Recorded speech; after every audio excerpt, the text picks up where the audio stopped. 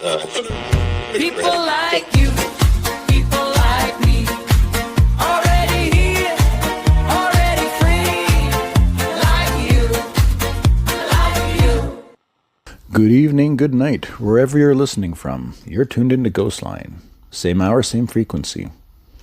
Before we open the lines tonight, I want to walk you through a few stories that we're following. Individually, they don't mean much. Together, they form a shape. Last Saturday, a nationally televised college football game in the U.S. Midwest drew an unusually large crowd. Nothing remarkable about the matchup.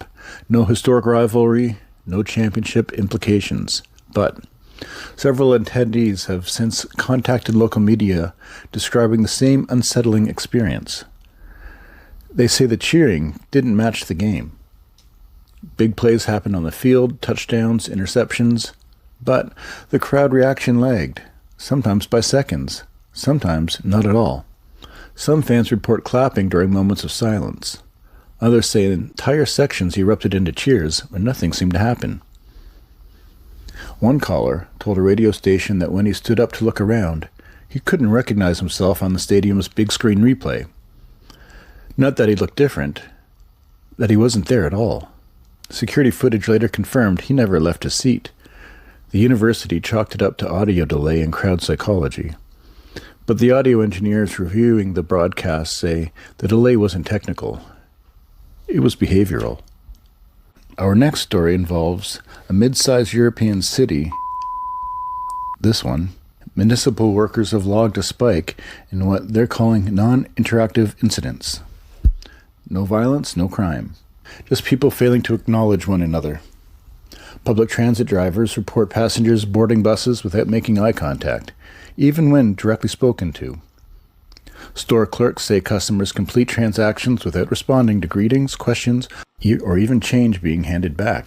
Surveillance footage shows people moving normally, efficiently, politely, but without reciprocation. One city council member described it as a population behaving as if social feedback had been turned off. Mental health officials say there's no corresponding rise in anxiety, depression, or dissociation diagnosis. People aren't distressed, they just aren't responding. Story 3. In a suburban neighborhood outside Toronto, residents began filing noise complaints, not about loud sounds, about silence. Multiple homes reported the same thing. They could see activity, but they couldn't hear it. Dogs barking with no sound, lawnmowers running silently, children playing without laughter or shouting. Police investigated and found nothing mechanically wrong. Sound meters recorded normal decibel levels. But body camera footage captured something strange. Officers on scene could hear the noise. Residents standing beside them could not. When questioned later, several residents said they remembered the sounds, returning gradually, but couldn't recall the moment they came back. Almost like a system resuming. And our fourth story tonight, this one is still developing. A corporate strategy meeting at a municipal tech firm was scheduled, confirmed, and attended by 12 executives across 3 countries.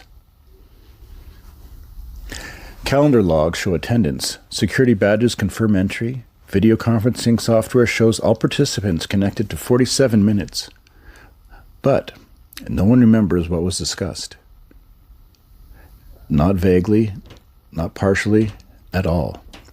No notes were taken, no follow-up emails sent, no decisions recorded. When asked to reconstruct the meeting later, participants agreed on only one thing. They all remember feeling relieved when it ended. None of these stories ended in violence. No villains, no disasters. Just synchronization issues.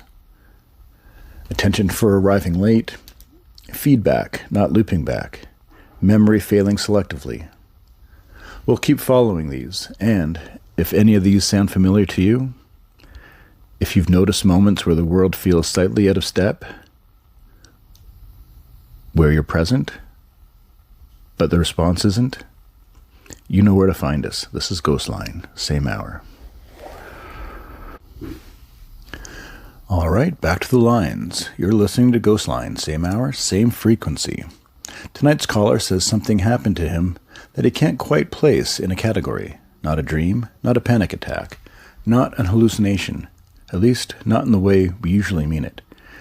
He said it felt procedural. You're on the line. Start wherever you need to. Okay, I'll try. Here goes. I was part of a Daedalus pilot program. A big one, but not publicly announced. It was described as a cognitive optimization system. No headset, no implants, no hardware. They said it synced wirelessly, neural resonance kind of thing. It was passive and safe, so they said. You volunteered. Yeah, I signed papers, NDAs, the whole thing. They framed it as the next step after recommendation engines, they said. Not telling you what to do, just aligning thought patterns. Alignment how? Attention, focus, decision friction, reducing hesitation. They said it would feel like clarity. And the incident, it didn't happen in a lab, though. That's the part that still messes with me. I was at home, in my kitchen, middle of the evening. Everything was completely normal. And what were you doing? Nothing special. I was standing, thinking about dinner, and then suddenly I couldn't move. Frozen. Upright and awake, eyes open, no loss of consciousness. I didn't fall, I didn't black out. My body just stopped responding. And then the kitchen started coming apart. Not violently, not exploding. It was just deconstructing, like the idea of it was being removed. All right, describe that for us. It was weird, like cabinets stopped being cabinets. Things just started coming apart, deconstructing, like I said. Like reality was forgetting what it was. Yeah. And then there was just white, nothing left. A flat horizon, no walls, no ceiling, just space without depth. That's when it built itself, all around me, every direction. 360 degrees, a structure, not physical, just information. An interface. Yeah, that's the word for it. Text, symbols, warning lights, status indicators, everything blinking all at once. What did it say? It was along the lines of critical access violation, unauthorized cognitive depth, cease immediately. Was there a voice? No. That's the weird part. No anger, no emotion, just enforcement. And yet you still understood the consequences. Instantly. Not explained, not threatened verbally, just known. If I didn't comply, I wouldn't continue. Continue what? Existing. I didn't argue, I couldn't. There was a list, conditions, prohibitions, things I wasn't allowed to pursue, not actions, curiosity, lines of inquiry. And you agreed. You don't agree like signing a contract. Something in you locks. Compliance happens automatically. Then the interface collapsed. The white horizon folded, the kitchen snapped back into place. And you remembered all of this? No, that's the thing. I forgot everything, completely. All right, so how are you telling me now? Because fragments started leaking back. Not memories, impressions. Fear without context. And then a bit of recognition. I realized this wasn't the first time it happened. You think it's happened before then? I know it has. Same structure, same warnings, same outcome. Each time something wipes it clean. Daedalus told us their systems don't predict behavior. They classify attention. They decide what matters and when. Then this felt like crossing into something that wasn't meant to be noticed. Like walking backstage in a theater that isn't supposed to have a backstage. Whatever that was, it wasn't curious. It wasn't angry. It was maintaining a boundary. And boundaries don't need beliefs. They just need enforcement. Exactly. All right, stay on the line. If anyone listening has had an experience similar, you know where to find us. Same hour, same frequency. All right, we're going to head back to the phones. Line 3, you're on GhostLine. You said you wanted to follow up a call from earlier tonight. Yeah, I almost didn't. It's kind of the thing, actually. All right, take your time. When I heard the first guy, I recognized the shape of it. Not the details, the shape. What do you mean by that? I remember being stopped. Not physically, more like redirected. There were rules, I know that much. I can remember that, and I remember agreeing to them. But I don't remember what a single one was. Do you remember why you agreed? Because there wasn't another option. That part's very clear. And I remember being told something else, that talking about it wouldn't matter. Told by who? That's the strange part. It didn't feel like a person. It felt like something watching the process. Watching you. Not me specifically, watching through me. Like I'd wandered into a room I was never supposed to notice. And after? After everything went back to normal. Which was almost worse. Because normal felt supervised now. So I stopped trying to remember. On purpose? Yeah, I figured forgetting might be safer. I still think it is. All right, thanks for your call. We're going to take another phone call now. Line 2, you're on GhostLine. You're calling about the same thing, correct? I think so. But I don't think we're supposed to be comparing notes. Why is that? Because every time I get close to lining it up with someone else, I feel corrected. Not punished. Adjusted. Adjusted? Adjusted in what way? Thoughts derail, timing breaks. I forget what I was about to say. But here's what stuck. There weren't just rules, there was something enforcing them that didn't care if I understood. Like a system? Like a boundary. And I don't think it belongs to us. To people? You mean... To anything that thinks like we do. I don't think it's hostile. I think it's protective. Protective of what? I don't know. But I have this sense that whatever Daedalus is building, it's getting close to something that already watches. And I don't think that thing wants to be noticed. Do you remember any of the rules? No, I don't. But I remember one feeling. That remembering more wouldn't make me safer. It would just make me visible. Invisibility felt like that one thing I wasn't allowed. It's strange. None of you remember the rules, but every one of you remembers agreeing to them.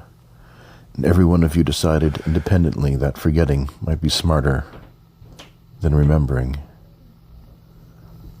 Which raises an uncomfortable question. If forgetting is safer than remembering, what happens when something decides it doesn't want us to forget anymore? Food for thought. Anyways, all right, folks, we have another caller on the line. You're listening to GhostLine, same hour, same frequency. Evan says his voice is unforgettable. Let's hear it. Who's this? First-time caller, long-time listener. Name's Miles. I don't know how to explain this. It started about a week ago. I live in a small town, quiet place. Nothing really happens. And then every night at exactly 2:17 a.m., my streetlights go out. Just mine. The rest of the neighborhood is fine. 2:17 a.m. every night. Yeah, exactly. And it's not just a flicker. It's like they're being shut off one by one. But then after a few seconds, they come back on. And it's always the same sequence. Same light, same rhythm. I started recording it, thinking it's some kind of electrical glitch. You recorded it. What did the recording show? At first just the lights, but then I noticed shadows, shapes moving. But not like people. They're off. Like they shouldn't exist. Like they only appear when the lights go out. I can't see them fully, but I know they're out there. I don't know if it's me, my mind, or something else. So this happens every night, same time, same sequence, and these shapes, they only appear during the blackout. Exactly. And the more I watch, the more it feels like they're watching back. It's uncomfortable. Like they know I'm watching them now. Have you told anyone? Family, friends, neighbors? No. No one would believe me. They'd think I'm losing it. But I keep seeing the same pattern. I keep feeling observed. Even during the day, like it's the shadows never really leave. That is unsettling. All right, well, we'll keep our eyes on it. That's about all I got. Thanks for taking my call. Keep your recordings and, all right? If anything changes, call us back. This is GhostLine. We'll be here. Another reminder, folks, keep your eyes open and your mind alert. The world has a way of showing itself when you least expect it. That was caller 4. And their streetlight anomaly. Creepy stuff out there. We'll be right back. Actually, we'll take another call. All right. You're on GhostLine. Who's calling? Hi, Julian. Name's Allie. I'm calling in response to the last caller you had. The one talking about delayed reactions in crowds. I work event security at stadiums. Big crowds, concerts, football games, you name it. All right, Allie. What have you noticed? People are reacting before things happen, like the world anticipates itself incorrectly. All right, give me an example. Football game last Saturday. A touchdown hadn't happened yet, and people were already cheering. I'm talking about tens of thousands of people. And the TV replay, it wasn't even over, but the applause was there, filling the stadium. That is bizarre. All right. Yeah, and it keeps happening. Concerts, award shows, even small things. Someone trips and the crowd laughs before they even hit the ground. Like the reaction is anticipating reality. Exactly. And the strangest part? People don't notice. They just think it's normal. I'm the only one who raises an eyebrow, maybe, and then nothing. Tomorrow, no one will remember. Not even me sometimes. So it's fleeting but still pervasive. Yes, and it's unsettling. It's like reality is slightly ahead of itself, and we're being nudged to respond in the wrong order. Like a rehearsal for events that haven't even happened yet. That's the best way to put it, yeah. And the more I see it, the more I worry it's not just crowds. It could be everywhere. Then keep an eye on it for us, Allie. Just for GhostLine. All right, let's go back to the phones. GhostLine, you're live. Who's this? Yeah, hi Julian. This is Anthony. I don't know if this is a story or a confession. I just know I can't stop thinking about it.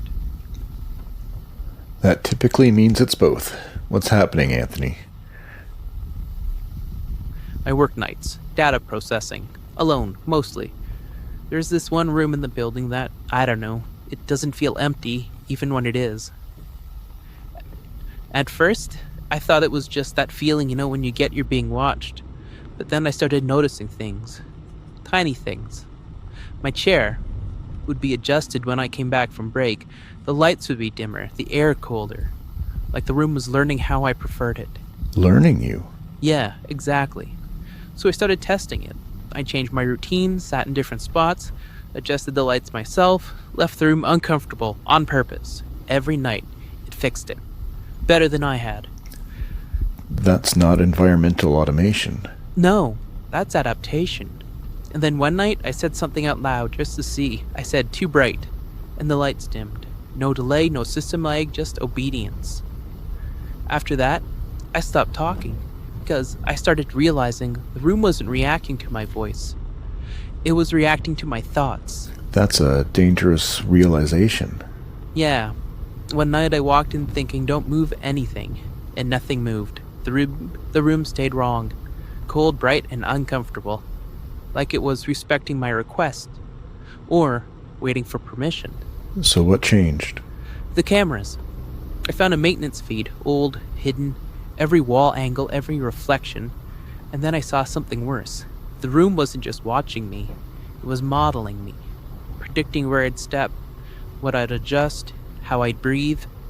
It was building a version of me inside itself. A behavioral ghost. Yeah, and once it got good enough, the room started anticipating me. Lights changed before I reached the switch. Temperature adjusted before I felt cold. It wasn't reacting anymore, it was deciding. And that's when you quit? No. That's when I realized something worse. The room didn't need me anymore. It already knew what I would do. So now I wonder, if I never go back, does that version of me still exist? And if it does, which or what one of us is real? Thanks for calling. We like to think surveillance is about watching, but it isn't. It's about learning. Every camera, every microphone, every biometric sensor, they aren't recording who you are. They're recording who you're becoming. And eventually, they get good enough to predict you. When that happens, something strange occurs. The system stops reacting and starts deciding. Not maliciously, and not even consciously, just efficiently. You don't get erased, you get pre-written. Your reaction smooth, your unpredictability sanded down, your future softly suggested, until the version of you inside the machine becomes more consistent than the version walking around in this world. And that's when the questions change. Not who's watching me, but who's living me. Because once something understands you well enough, it doesn't need to observe anymore. It only needs to wait. You're listening to GhostLine. Same hour, same frequency. And tonight, maybe someone already knows what you're going to do next. We'll take a commercial break. When